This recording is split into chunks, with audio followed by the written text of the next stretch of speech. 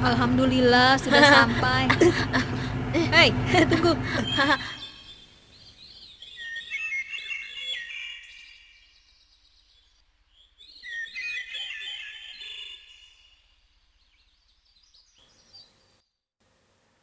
Assalamualaikum anak-anak. Kaifa halukum? Waalaikumsalam, alhamdulillah bihairin.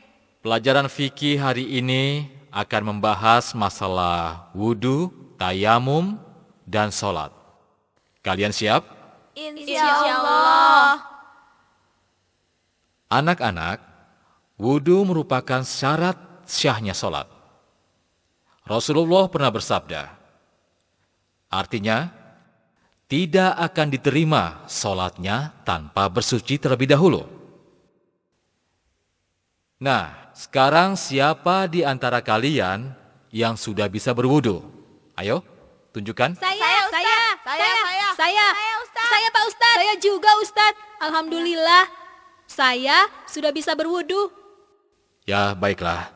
Ustadz percaya, tapi kita tetap harus mempelajari supaya wudu kita sempurna. Karena kalau wudu kita tidak sempurna, sholat kita pun tidak akan sah. Pak Ustadz, saya mau tanya, apa ada wudu yang tidak sempurna? Bisa saja wudu tidak sempurna. Bahkan hal ini seringkali terjadi, tapi tidak disadari. Karena itu kita harus mengetahui bagaimana wudu yang benar. Apa saja yang membatalkan wudu. Dengan demikian, kita akan tahu apakah wudu kita benar atau salah.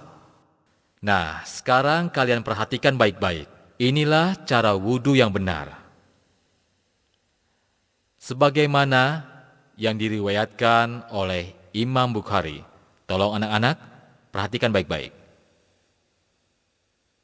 Mula-mula membaca bismillah.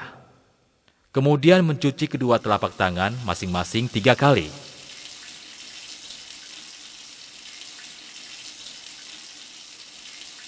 Berikutnya, berkumur-kumur dan memasukkan air ke dalam hidung sebanyak 3 kali.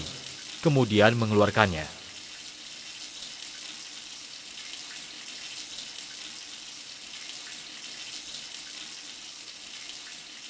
Setelah itu mencuci wajah sebanyak 3 kali.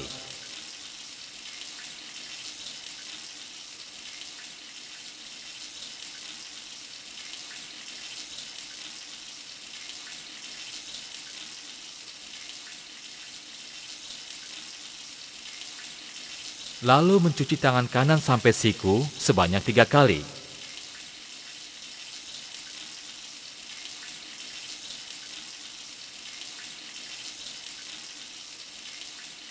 Kemudian tangan kiri sampai siku sebanyak 3 kali, saling bergantian.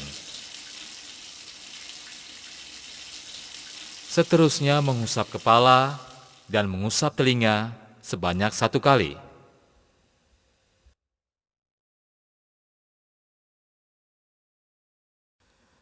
Terakhir mencuci kaki kanan sampai mata kaki sebanyak 3 kali.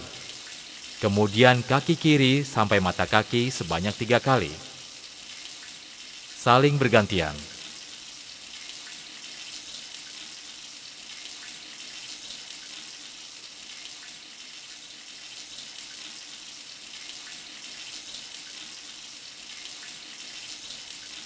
Selesai berwudu, disunahkan membaca doa أشهد أن لا إله إلا الله وحده لا شريك له وأشهد أن محمدا عبده ورسوله اللهم اجعلني من التوابين واجعلني من المتطهرين.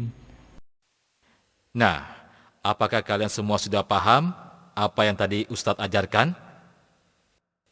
Oh ya Pak Ustadz, bagaimana kalau kita membasuh kaki dulu baru membasuh tangan? Ya, pertanyaan bagus.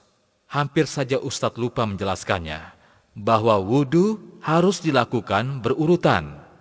Mula-mula membaca bismillah, kemudian mencuci kedua telapak tangan masing-masing 3 kali.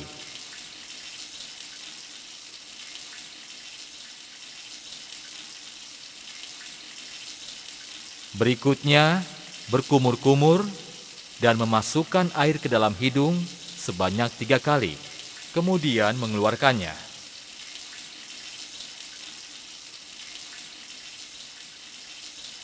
Setelah itu, mencuci wajah sebanyak 3 kali.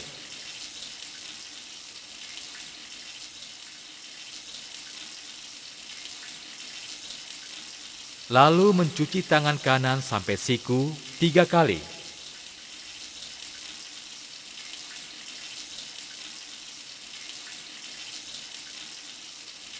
Kemudian tangan kiri sampai siku 3 kali.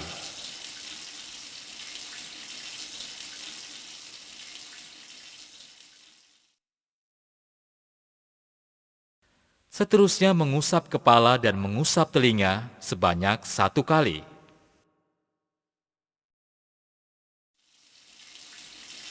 Terakhir mencuci kaki kanan sampai mata kaki 3 kali. Kemudian kaki kiri sampai mata kaki 3 kali.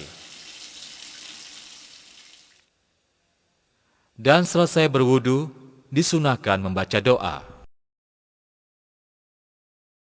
Pak Ustadz, apakah wudhu kita bisa dikatakan sempurna jika semua urutan wudhu kita lakukan? Tidak mesti, bisa saja wudhu yang telah kita lakukan bisa batal. Itu karena beberapa hal. Kalau begitu Ustadz, apa saja yang bisa membatalkan wudhu? Baiklah, sekarang perhatikan baik-baik. Wudhu yang kita lakukan dengan baik dapat batal akibat beberapa hal. Pertama, karena sesuatu yang keluar dari kemaluan depan dan belakang, baik dari kemaluan maupun dari kotoran. Kedua, tidur lelap.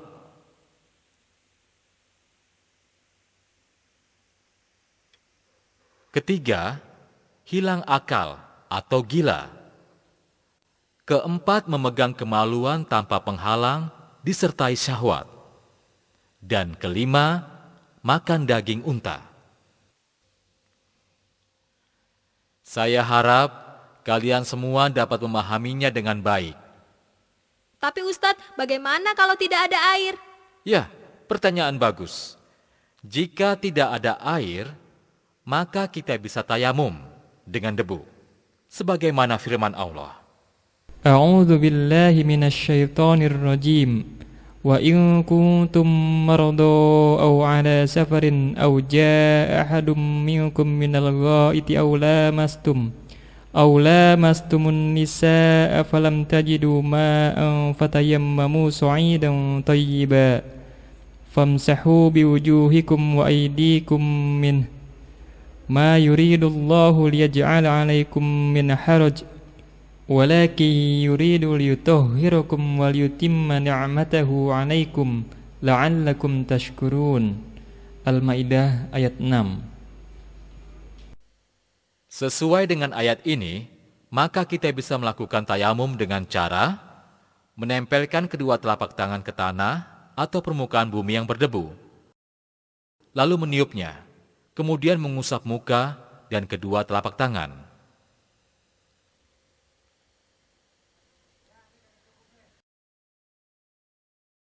Ustadz, apa yang membatalkan wudhu sama dengan yang membatalkan tayamum? Ya, yang membatalkan tayamum sama dengan yang membatalkan wudhu, tapi ditambah dengan menemukan air, atau boleh menggunakan air kembali. Pertama, karena sesuatu yang keluar dari kemaluan depan dan belakang, baik dari kemaluan maupun dari kotoran. Kedua, tidur lelap.